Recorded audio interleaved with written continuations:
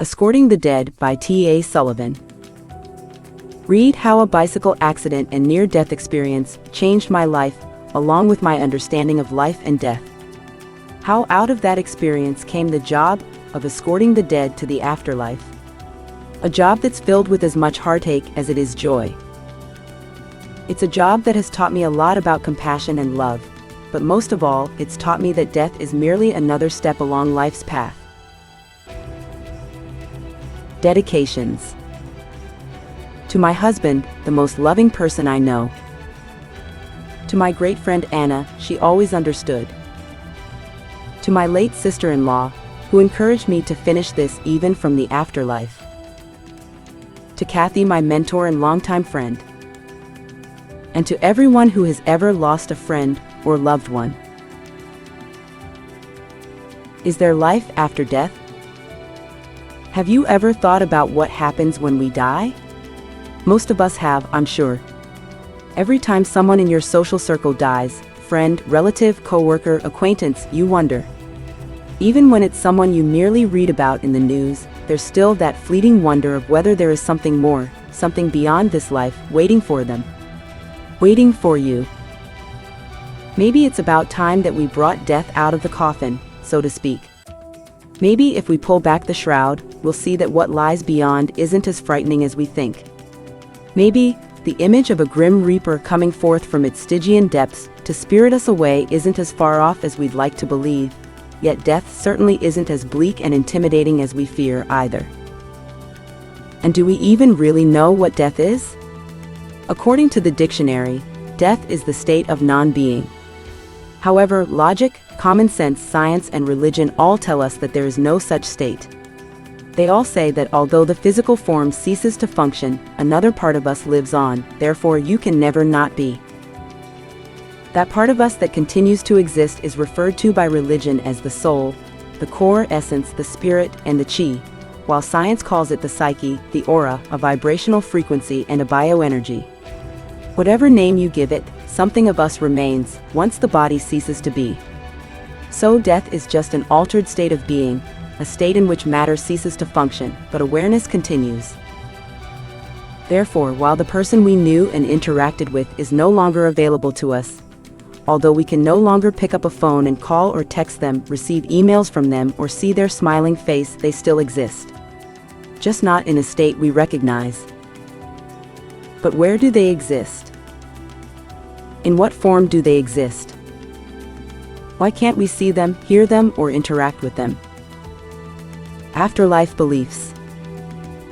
Every culture, religion, family, or tribe has their own way of answering those questions, and sometimes they have even more than one answer. The Mayans believed that the underworld had 9 layers, and their version of heaven had 13. The ancient Egyptians conceived of an afterlife that was quite similar to normal physical existence. The model for this new existence was the journey of the sun. At night, the sun descended into the duat, the underworld. Eventually, the sun met the body of the mummified Osiris, and Osiris and the sun, re-energized by each other, rose to a new life for another day. For the deceased, their body and their tomb were their personal Osiris and duat. Today, the beliefs are as myriad as the stars above. Most Christians believe in some form of heaven, complete with angels, cherubs, heavenly choirs, and a long-bearded, robed man waiting at the entrance to a large golden gate. They also believe in hell, a place that is depicted as being either torridly hot or frigidly cold, and containing pitchfork-laden, goat-eyed, horned, and tailed half-men whose only job is to provoke them. Meanwhile, many of those who follow Wicca, Hinduism, Judaism, and other similar religions believe that at death, the dying consciousness of the body moves immediately to a new biological structure, usually another human body, although some believe that the consciousness can be reborn as an animal, plant, or insect, where it continues the cycle of lives with little interruption. For these people, an eternal afterlife only occurs once all the levels of physicality have been completed. For others, there is no afterlife at all. Life simply ends when the body dies, and that's it. Still others believe that the afterlife is simply one step removed from our own world, sharing the same space as our world, but not viewable, except by a few chosen who see and speak to spirits. They believe that everyone who dies just watches over us while waiting for us to join them. And just maybe that's why we're so frightened. There are so many possibilities, so many beliefs, that we don't know what to think. We start second-guessing ourselves and wondering what's real. Are our loved ones in heaven or hell? Or is that just a platitude that others tell us to comfort us during our bereavement? Do people really come back as someone or something else, or are they hanging around just out of sight, waiting for us physicals to notice them? Can you imagine just how crowded that would make their reality? But just because we aren't sure what type of world exists beyond our own, doesn't mean that some type of afterlife doesn't exist. Science has suggested that there are layers to our reality that we haven't fully grasped. And many doctors and their patients are convinced that they have witnessed the afterlife when declared clinically dead, and then returned to life through the miracles of modern medicine. Cemeteries, cities of the dead. As a child, when we drove past a cemetery, I would often comment, "Most of my friends are dead, you know." I'm fairly certain that the first time I said that, my parents must have freaked out. But what I remember most is me making the remark and them rolling their eyes before glancing at each other with that, "Oh well, it's just Trisha being Trisha" look. Years later, when I said something similar while driving with my then boyfriend, now spouse, he simply looked at me and replied, "So, did you want to stop and say hello?" I swear that just made me love him more, and maybe that explains why we've been together nearly 40 years, he gets me. The point though, is that even as a child I understood that death wasn't something scary or forever. Death was and is just another state of being, albeit one we can't easily relate to in our current state of physicality.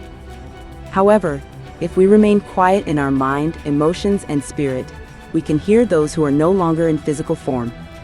We can hear them as they try to communicate with us using projected thoughts and memories, soft touches, vague ghostly images, or even physical and non-physical symbols, such as pennies, long-lost items suddenly appearing again, or mental images retained from dreams or meditations. They want us to understand that death isn't a void, or a vast darkness of nothingness. Dying is a transitioning to another state of being, a state of being at home. Home, a place of loving acceptance and continued mental and spiritual growth and enlightenment. In fact, I've received messages from several loved ones that have gone home to the astral plane from a non-professional medium friend. I've included the non-personal part of these messages here. 2 of the messages are from people who offered me support and encouragement when I needed it most, while the 3rd message is from my writing mentor and high school friend. AJ, tell Trish that I love her and I'm glad that she has decided to share this information with others. She's always been intuitive and sensitive, sometimes too sensitive. I mean, sometimes she had difficulty separating herself from the emotions of those around her. Q, what's it like over there, AJ? Is it what you thought it would be? What's it like over here?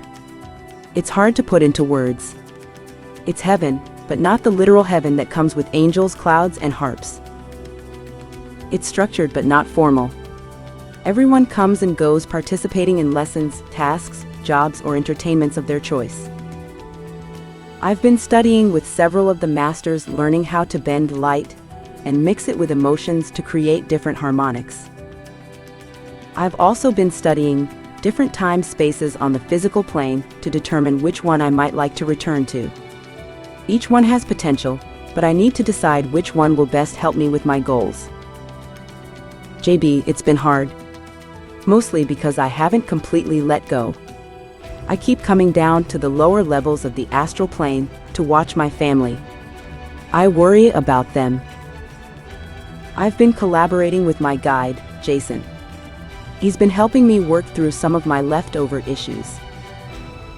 We've also been deciding on my next incarnation.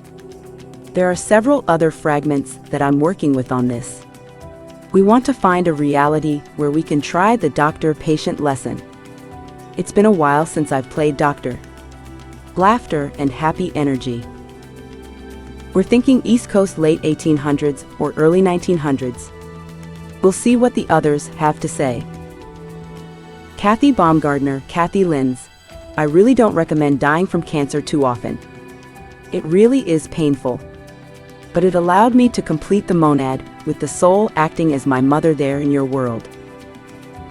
She needed to care for me, and she did all my life. Even when her own health was at stake, she cared for me. I've been working through some issues with my guide, and other fragments from previous incarnations. Lately, we've been discussing books. That's one of the reasons I came when you asked. I still love books, and I appreciate what you have to say. I've spent numerous lives with books. I've lived as a scribe, as a librarian, as an author, and as voracious readers. But few of the books I've interacted with have had the audacity of this book. Keep writing, and most of all, keep writing truth. Show me the proof. Death. That word probably frightens people more than any other. Why? Because it represents the great unknown. We know less about death than we do about outer space or the deep recesses of Earth's oceans. After all, it's not easy to explore a dimension or state of being that requires us to cease living. So for most of us, death becomes the area that, like on maps of old, was marked with the words, "There be monsters here." Monsters. Demons. Angels. These are what we think of when we think about death, because that's all we know, or at least suspect, based on the stories that we are told about the land of beyond. Of course, some people eschew the typical concept of death being a place, or a continuation of some form of life. Instead, they see death as a black nothingness. These are the people that are convinced that you live once, and that's it. However, there are others who divide the realm of death into two states, one where demons and monsters abide, and another where angels and cherubs live. But the one thing missing from all their beliefs is proof. Of course, trying to prove whether there is a type of life after the physical body dies isn't easy to do. After all, how do you gather statistics and measurements when you have no physical form? It is just this conundrum that has plagued most of us who have died and returned. We have garnered little acceptance from the scientific community regarding our experiences, simply because we lack the physical proof of what occurred. All we have is our memory of the events, and even those vary widely based on each person's perceptions and interpretations.